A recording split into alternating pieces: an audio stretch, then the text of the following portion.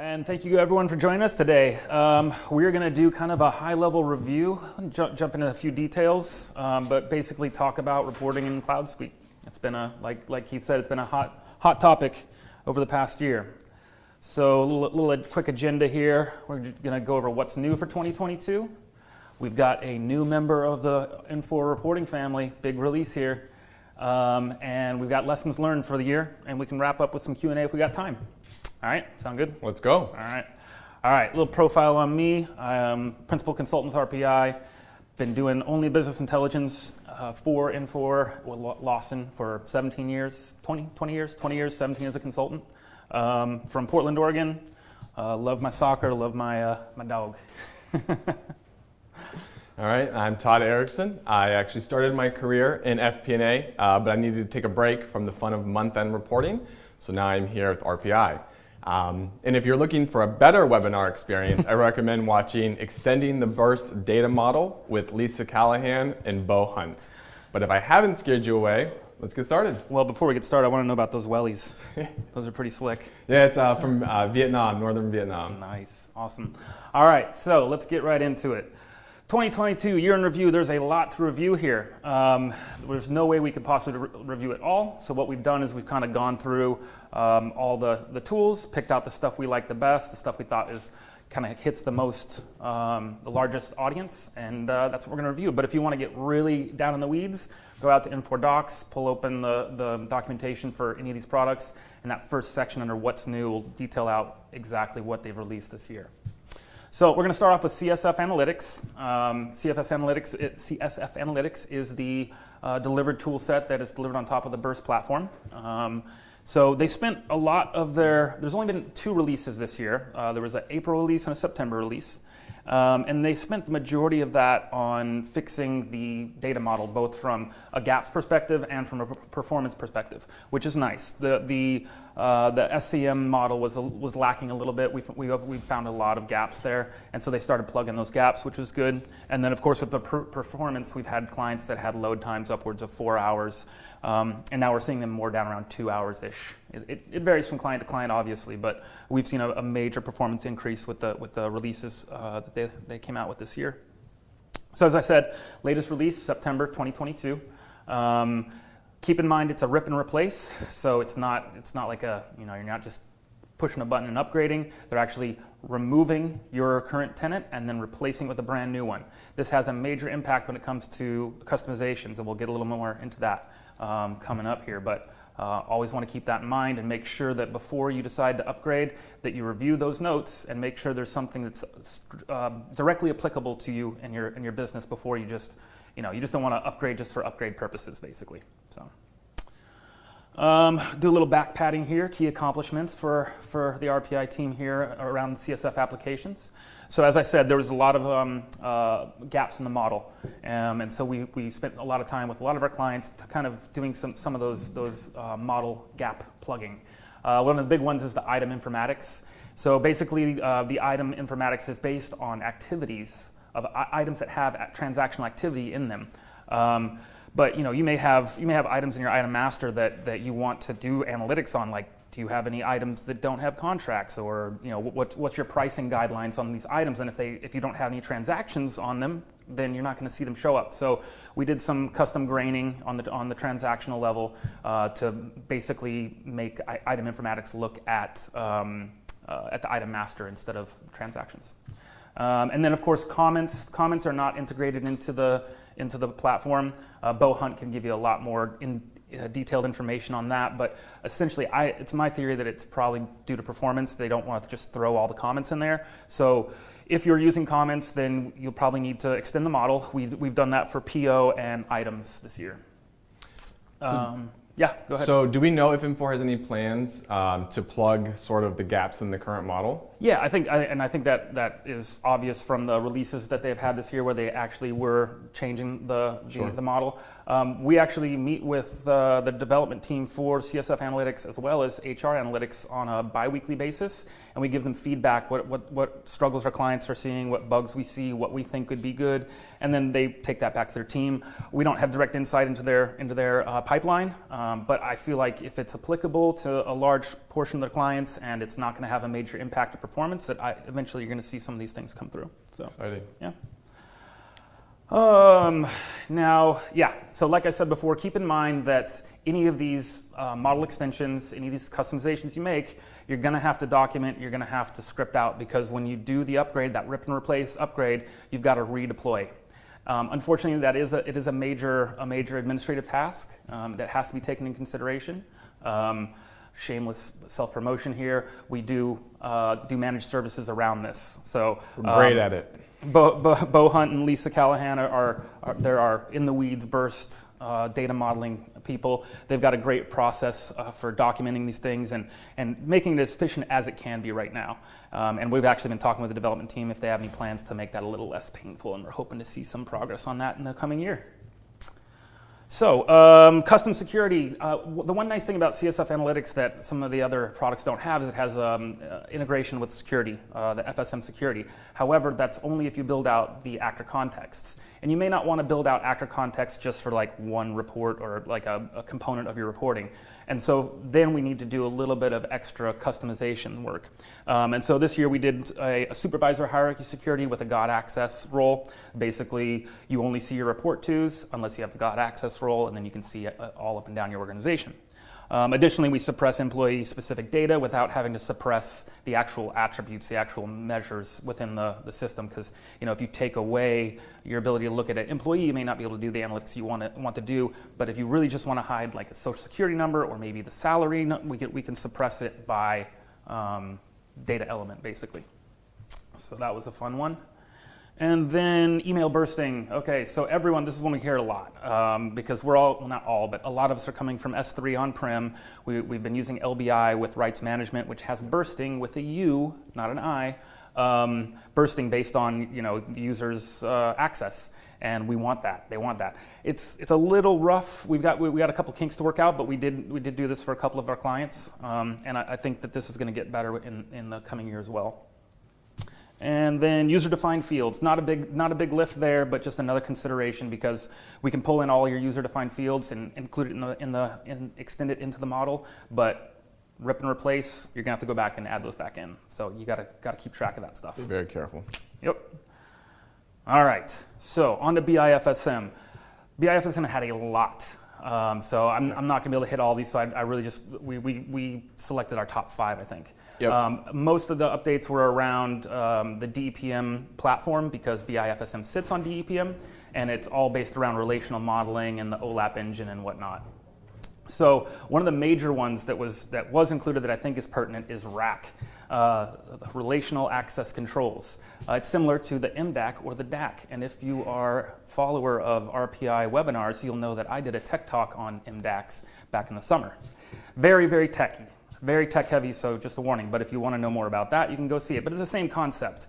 Essentially, we're saying John Doe gets access to company 1, Jane Doe gets access to company 2.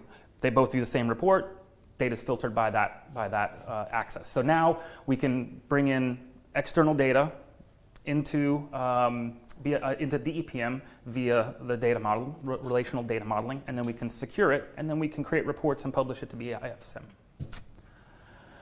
So probably the most noticeable change for the end user is we've got advanced filtering for the self-service module, which basically means you can just do much more extensive filtering and parameter selection within the self-service model. I think that was a big win for the average end user.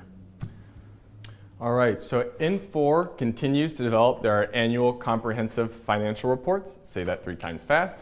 And they are the Fab 5 financial reports and the Dirty Dozen public sector reports. Quick disclaimer, I did not come up with these names. These are official Infor names. Yes, we've got the Fab 5 and the Dirty Dozen. And they're talking about coming up with more. They like the monikers because it sticks in your head, so. Fab 5, it's going to be enough. there. Yeah, all right. All right, so for all the techies out there, this is by far the biggest feature add-on of 2022, which was the session recovery for App Studio.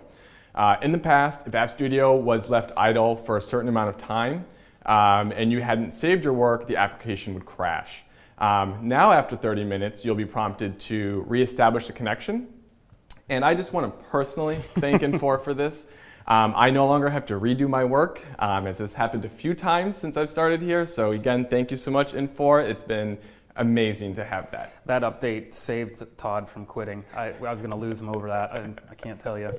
There was that one day where I think we lost an entire day's work and he was about to quit, I think. But thank you, Infor. Thank you, Infor. All right. Another huge value add was slice enhancements. And this is a technical topic, so I'm not going to drill too far down into it. But the important part is we now can generate the same reports in half the time, but we get the same functionality that we had before. It's all around slices are better than hyperblocks for the techies on the call. On the webinar. And lastly, it wouldn't be a year in review if we didn't have a rebranding. So DEPM is now EPM. So Dynamic Enterprise Performance Management is now just Enterprise Performance Management. Apparently it's not dynamic anymore. I don't know. And I'm sure that we'll all call it by EPM, not the name we've been calling it for the last 10 years, right? Going forward, no one's going to mess that up. BI FSM is far more agile in terms of upgrades. It's a friendly, yeah, exactly. It's a monthly upgrade. There's no problems with customizations. It's not overriding your custom reports or anything.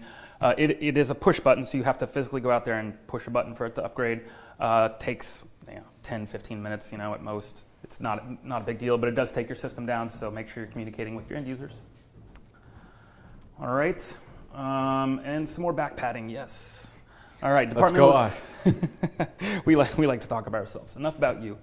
Departmental expense. We had a request for this for multiple clients. We tried to accomplish it with self-service, but the embedded dimensions made it a little too complicated. So we created kind of like a multi-level report that allows you to start off with multi-select or distinct select of companies and departments, and then drill into your chart of accounts, and then from there we drill into the transactions. That's huge. It is huge, yeah. It is a little bit of a Cincinnati shuffle. Todd here is from Cincinnati. It's not technically a drill to transactions, it's a drill to the general ledger's total screen. But once you're on the general ledger total screen, you right click on the account and it allows you to drill to transactions. So one way or another, you get there. So that was a big win for a lot of clients. All right, so I can't tell you how many times I've been told, can we convert RW100 reports in the cloud? Or what is the similar tool, the comparable tool to RW100? So, Infor has been pushing us towards BI FSM for your operational reporting, and we've tried to accomplish that, but it's a little bit too heavy of a lift to really do the really crazy custom formatting that we would do in RW100. We have the Excel integration tool, which fine, that's okay, but it's not really end user friendly. You really have to understand multidimensional data structures, and how to use the tool itself is a little less than user friendly. And then CSF Analytics is not real time enough. It's just daily, nightly refresh usually. So we do have a solution finally. We've been hearing about this for about a year. We were hoping to have GA in January. It looks like it's pushed out 1 quarter, but we present to you the GL Ad Hoc Report Designer, of which Todd is the resident expert of 3 days. Resident expert, yes.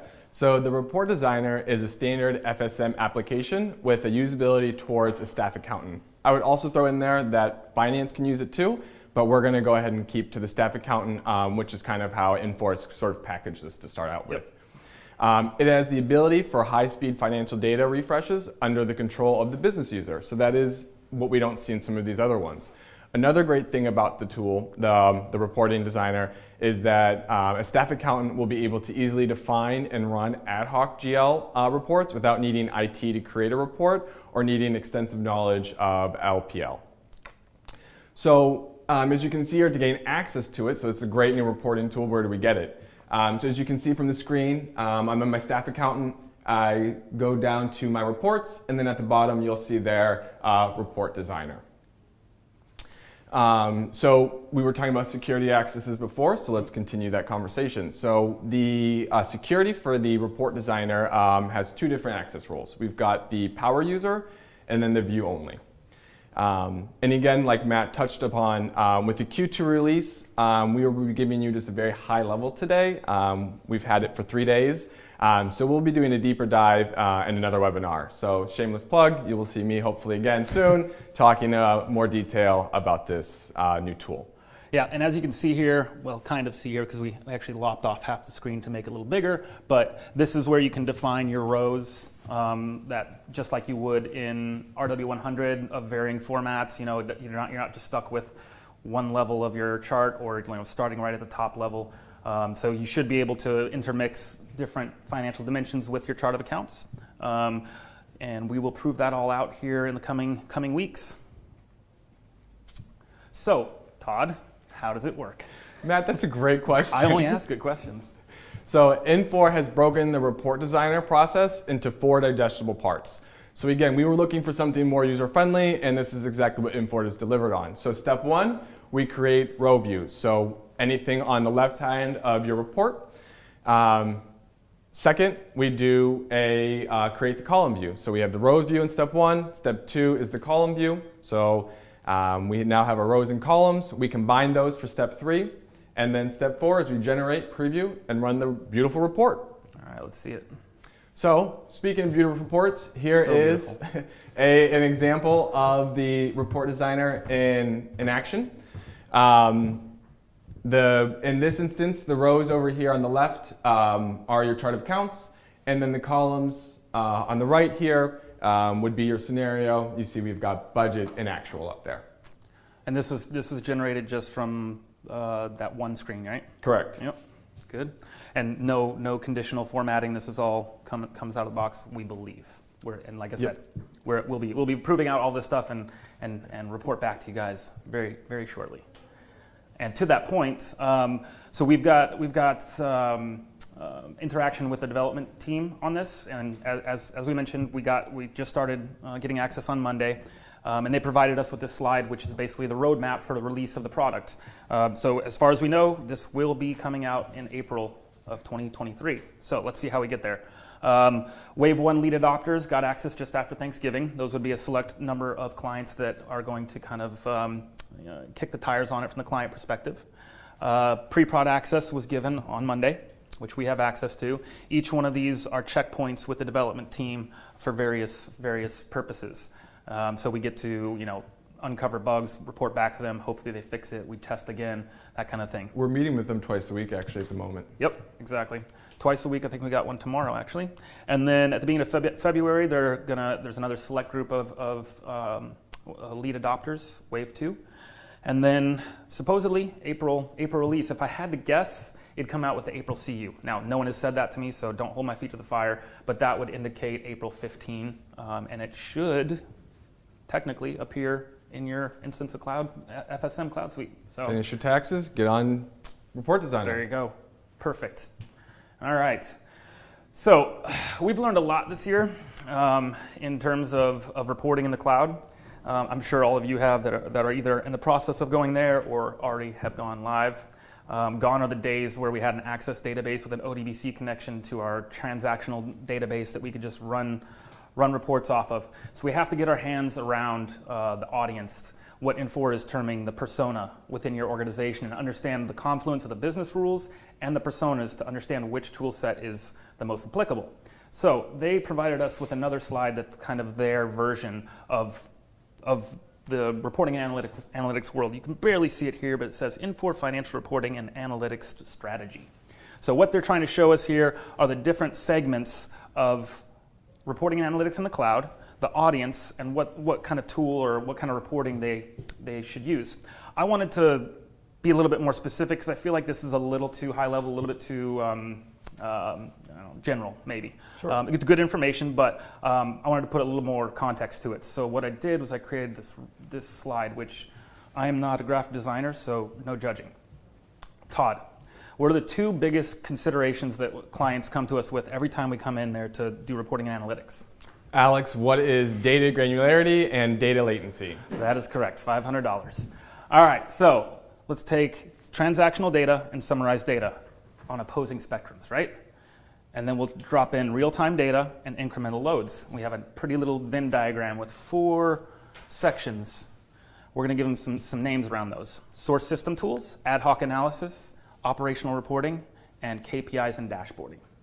Now, what we can do here is, these are the areas where we can kind of assign personas and assign the products that we are going to use within the Infor stack to get you the reporting and analytics you need out of the cloud.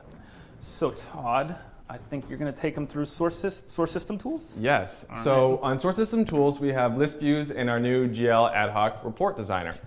One thing I want to say at the very beginning of this is that these are more of your user-friendly tools. As we go through, you'll have varied levels of difficulty. I would say these are your most user-friendly for anyone who's not a tech person or does not want to be a tech person.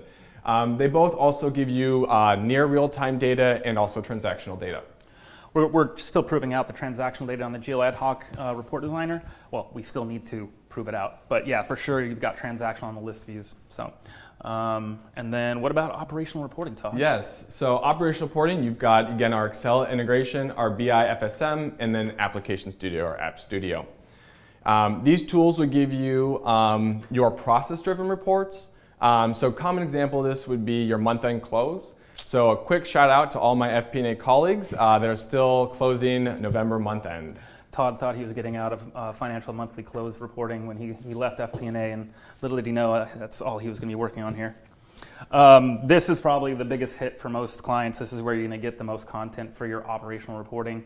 Of course, unless, there's a big unless, you are supply chain, because starting mid-month, they are pulling all the supply chain data out of BI FSM, so you will have to go to CSF Analytics. So CSF Analytics is good for your ad hoc analysis.